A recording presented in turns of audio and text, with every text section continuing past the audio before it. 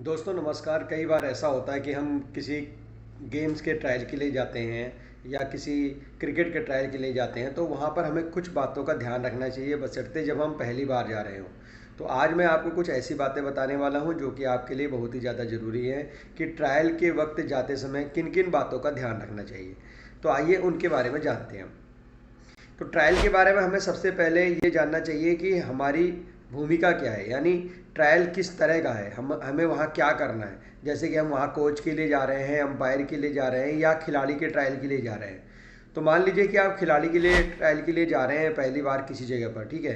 तो सबसे पहले आपको वहाँ का सही एड्रेस पता होना चाहिए, ठीक है, जाते समय। क्योंकि ट्रायल जो होता है एक निश्चित टाइम से स्टार्ट हो जाता है, चाहे क्रिकेट का ट्रायल हो, फुटबॉल का हो या कोई भी एक्स्ट्रा ट्रायल हो, किसी स्टेडियम में हो सकता है, किसी स्कूल में हो सकता है।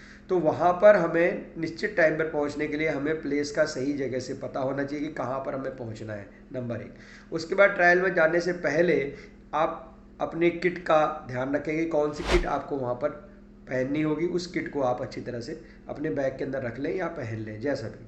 उसके बाद आपका जो बैग होना चाहिए, उस अगर आप उसमें मोबाइल या कोई सामग्री रखना चाहते हैं, ठीक है, कोई कॉस्टली सामग्री है, तो आपके बैग में लॉक भी होना चाहिए। क्योंकि ट्रायल में विभिन्न तरह के और दूर दूर के बच्चे आते हैं, तो आपको इस बात का ध्यान रखना होगा कि हम अपने बैग की सुरक्षा ग्राउंड के में जाने के बाद कैसे करेंगे, ठीक है। बैग के अंदर पानी की बोतल होनी चाहिए आपकी। उसके बाद जो आपका जैसे कि ग्लूकोन डी वगैरह या कोई एनर्जी ड्रिंक वगैरह रख लें तो ज़्यादा बेटर है, ठीक है। और जो स्कूल की ड्रेस है या आपकी प्लेइंग किट है, उसको आप वहाँ पर एक एक्स्ट्रा ड्रेस भी रख के चलें, ठीक है। हैंकी वगैरह रख लिया आपने, बाकी चीज़ें आपने जो भी स्नैक्स वगैरह अगर आप रखना चाहते हैं, आपके बजट है तो आप वो सब चीज़ें रख लें। और पर्याप्त रूप से जितने भी पेमेंट लेके जानी है वो भी आप अच्छी तरह से रख लें, चेक कर लें। और उसके बाद जैसे डॉक्यूमेंट जो आपको मंगाए गए हैं, खासतौर से आधार कार्ड मंगाया गया है या कुछ डेट ऑफ बर्थ का सर्टिफिकेट मंगाए गए या कुछ और चीज़ें मंगाई गई हैं, तो उन चीज़ों को भी आप अच्छी तरह से रख लें और बैग में सामान चेक कर लें। उसके बाद फिर आप वहाँ से प्रस्थान करें। चलते समय इन बातों का ध्यान रखें कि जब भी आप नई जगह पर जा रहे होते हैं तो आप हमेशा ग्रुप में आए तो ज़्यादा बेटर रहेगा। दो चार दोस्तों के साथ आए तो ज़्यादा अच्छा आपके लिए रहेगा।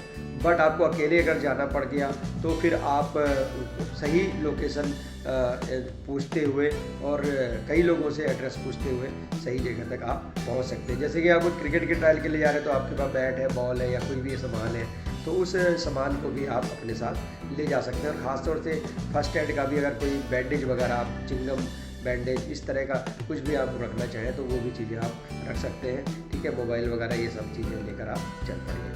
अब दूसरा है कि टाइम से पहले हमें पहुंचना है। अगर हम ट्रायल के लिए जा रहे हैं तो ट्रायल पे हमें हमेशा समय से पहले पहुंचना होगा। जैसे कि अगर 9 बजे से ट्रायल है तो 8:30 तक आप पहुंच जाइए। वहाँ पे जाके आप ग्राउंड का निरीक्षण करें, देखें कैसे क्या माहौल है, समझने की कोशिश करें। जैसे कि तब तक आप ये देख सकते हैं टॉयलेट कहाँ है, पानी की व्यवस्था कहाँ पर है। इस तरह की चीज़ों को आप पहले से जो है देख लें अच्छी तरह, और जिससे कि आप पहले पहुँचने से वहाँ के माहौल के बारे में पता लगा सकते हैं। इसके बाद जो है जब हमारा ट्रायल स्टार्ट होता है तो ट्रायल स्टार्ट होने के बाद जो है उनने जो नियम वगैरह आपको बताए थे कि ट्रायल के कौन कौन से रूल्स हैं, यहाँ पर किस तरह का ट्रायल होने वाला है, क्या होने वाला है, तो उन चीज़ों को आप बहुत ध्यान से सुने, जिससे कि ट्रायल देते समय आपका ट्रायल अच्छा जाए और आपके सिलेक्शन होने के चांसेस ज़्यादा रहें। इसके अलावा जो ट्रायल में जैसे कोच वगैरह एक ले रहे हैं या सिलेक्शन कमेटी है, तो ये जानने की कोशिश करें कि वो लोग क्या चाहते हैं आपसे, क्या एक्सेप्ट करते हैं, मतलब उनकी उम्मीद क्या है, किस तरह से आपको ले। जैसे क्रिकेट का ट्रायल है तो 12 बॉल मिल रही है आपको या 2 ओवर फेंकने के लिए मिल रहे हैं, तो उन 2 ओवर में आपको क्या स्पेशल करना है, या कैचिंग या बैटिंग बॉलिंग जो भी आपकी हो रही है, तो आप बेस्ट से बेस्ट करें और वही चीज़ें करने का प्रयास करें कि जो लोग सिलेक्शन कमेटी के लोग चाहते हैं आपसे। उसके बाद जो कोच वगैरह हैं, जब ग्राउंड में आप पहुंचते हैं तो कोच वगैरह का सम्मान करें, ठीक है। और आपकी जो बॉडी लैंग्वेज होनी चाहिए वो एक खिलाड़ी की तरह होनी चाहिए। ये नहीं कि आप सुस्त वगैरह चल रहे हैं, बड़े ही इस तरह से चल रहे हैं कि आप खिलाड़ी कहीं से लगी नहीं रहे। ड्रेसअप अगर आप अच्छे होके गए और आप फटाफट चल रहे हैं, भाग रहे हैं, इधर उधर जा रहे हैं, तो फिर आपको दूर से ही देख के लगता है कि हाँ भाई आप एक खिलाड़ी हैं। पर वहाँ पर कुछ खिलाड़ी ऐसे भी होते हैं जो वहाँ पर लड़ने लग जाएंगे, बातें करने लग जाएंगे फालतू की, तो वो खिलाड़ी नहीं है। खिलाड़ी कौन है? खिलाड़ी वो है जो सिर्फ वहाँ पर अपना ट्रायल देने के लिए गया है, खेलने के लिए गया है, और जो है वहाँ पर वो अपना परफॉर्मेंस को दूसरों के सामने रखना चाहता है और बेटर परफॉर्मेंस करना चाहता है, ठीक है। अब एक जो क्रिकेट में जैसे सपोज दैट कि आप बॉल के लिए गए, बॉलर के लिए गए, ठीक है। क्रिकेटर वो 3 प्रकार का होता है। एक तो बॉलर हो गया, ठीक है, प्योर बॉलर हो गया, एक प्योर बैट्समैन हो गया, ठीक है। और फिर वो एक क्या कहते हैं, ऑलराउंडर भी हो सकता है। बॉलर अगर है तो लेफ्टी बॉलर हो सकता है, स्पिनर हो सकता है, राइटी बॉलर हो सकता है, पेसर हो सकता है, ठीक है। बैट्समैन है तो बैट्समैन कहाँ पर खेलता है उसे पता होना चाहिए, मैं किस में खेलता हूँ, अपर ऑर्डर में खेलता हूँ, मिडिल में खेलता हूँ या नीचे खेलता हूँ, ठीक है। ये भी चीज़ें क्लियर होनी चाहिए एक अच्छे बैट्समैन को। उसके बाद जो बल्लेबाज विकेट कीपर एक होता है जिसे बैट्समैन कीपर बोलते हैं या कीपर बैट्समैन बोलते हैं, तो वो भी जो है उसको अच्छी कीपिंग वहाँ पर दिखानी होती है और अच्छी बल्लेबाजी वहाँ पे दिखानी होती है। तो ये सब चीज़ें होती हैं। बाकी जो एक खिलाड़ी का होता है वो होता है फील्डिंग लेवल। खास तौर से जो फील्डिंग होती है बच्चों की वो बहुत अच्छी होनी चाहिए, और फील्डिंग से ही पूरा गेम जीता और बनाया जाता है। तो इस तरह से जैसे फुटबॉल का है या अन्य किसी का भी, तो भागने वाले बच्चे वहाँ पर ज़्यादातर चाहिए होते हैं और तेज़ भागने वाले बच्चे चाहिए होते हैं। अब जैसे कि हमारा जो टेनिस बॉल क्रिकेट है, तो टेनिस बॉल क्रिकेट में क्या होता है कि ये जो है 30 यार्ड सर्किल में खेला जाने वाला गेम होता है, और इसमें भागने वाले खिलाड़ी, जो तेज़ भागने वाले खिलाड़ी हैं, वो खिलाड़ी यहाँ पे अच्छा खेलते हैं और अच्छा परफॉर्मेंस देते हैं। अब एक आदर्श खिलाड़ी अगर आप बनना चाहते हैं तो आपके अंदर कौन कौन से ऐसे गुण होने चाहिए जिससे कि एक आदर्श खिलाड़ी बन जाए। आदर्श खिलाड़ी बनने के लिए देखिए सबसे पहले जरूरी है कि आपको पंचुअल होना चाहिए, यानी आपको टाइम से पहुँचने वाला व्यक्ति होना चाहिए। विनम्र आपका स्वभाव जो है वो बहुत ही ज़्यादा पोलाइट नेचर होना चाहिए, और साथ में आप ऑप्टिमिस्टिक यानी आशावादी होना चाहिए। आशावादी मतलब कि आपको उम्मीद होनी चाहिए कि हमें यहाँ से बेनिफिट मिलेगा और इस तरह से धीरे धीरे आगे बढ़ेंगे। क्योंकि लाइफ में अलग अलग कोचेस मिलेंगे, अलग अलग सेलेक्टर लोग मिलेंगे, तो हर कोई सोचेगा, हर कोई ये कहेगा आपसे हमें आगे बढ़ाओ, लेकिन ये आपने डिसाइड करना है कि आपने किस रास्ते से आगे बढ़ना है। इसके अलावा जो हार्ड वर्कर खिलाड़ी के अंदर दूसरी चीज़ होती है, वो हार्ड वर्कर होता है, मेहनती होता है, ठीक है। अगला खिलाड़ी का जो गुण है उसका फिजिकल फिटनेस पूरी होती है, यानी वो फिजिकल लेवल पर कहीं भी वीक नहीं होता है, ठीक है। रिस्पेक्ट टू सीनियर्स, खिलाड़ी का एक आदर्श गुण होता है कि वो अपने से सीनियर की हमेशा इज्जत करता है। भाई तो मेरा सीनियर है, आपने मेरे से ये कहा तो मैं उसको फॉलो करूँगा, ठीक है। इसके बाद हारने के बाद उसको कोई बहुत ज़्यादा अफसोस तो नहीं होता है, पर उसके चेहरे पर अफसोस के भाव दिखाई देते हैं, पर जीतने पर उसके चेहरे पर वही खुशी भी दिखाई देती है, ठीक है।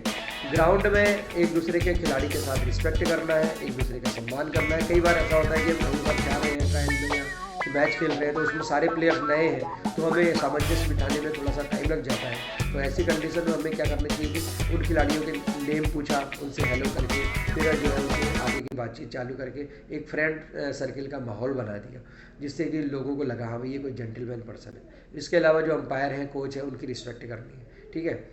इसके बाद जो फाइट का बता रहा हूँ कि कभी भी आप नई जगह पर जाएँ तो किसी से लड़ाई झगड़ा ना करें, किसी को अब्यूजिंग ना करें, किसी को गाली ना दें, ठीक है, जिससे कि आपकी इमेज ख़राब ना हो। आप हमेशा ज़्यादातर इंग्लिश में बोलें, इंग्लिश में टॉकिंग करें, जिससे कि आपकी एक अच्छी इमेज बन जाए, ठीक है। और साथ में जो है इस इन चीज़ों का हमें ध्यान रखना होगा, जिससे कि हम अच्छे से अच्छा एक खिलाड़ी के रूप में अपने आप को आगे बढ़ा सकें। और खिलाड़ी के अंदर जो सबसे बड़ी बात है, सबसे अच्छी जो बात मुझे लगी है वो है पेशेंस। एक खिलाड़ी के अंदर धैर्य बहुत होना चाहिए। पेशेंस अगर खिलाड़ी के अंदर नहीं है, मान लो बैटिंग करने जा रहा है, बैटिंग के लिए आया है, ठीक है, उसकी बैटिंग नहीं आ रही है, कोच साहब ने कहा या सिलेक्शन कमेटी के मेंबर ने कहा भाई चलो जाके आप बाहर बैठ जाओ, अभी नंबर आएगा, तो वो बैठा रहे।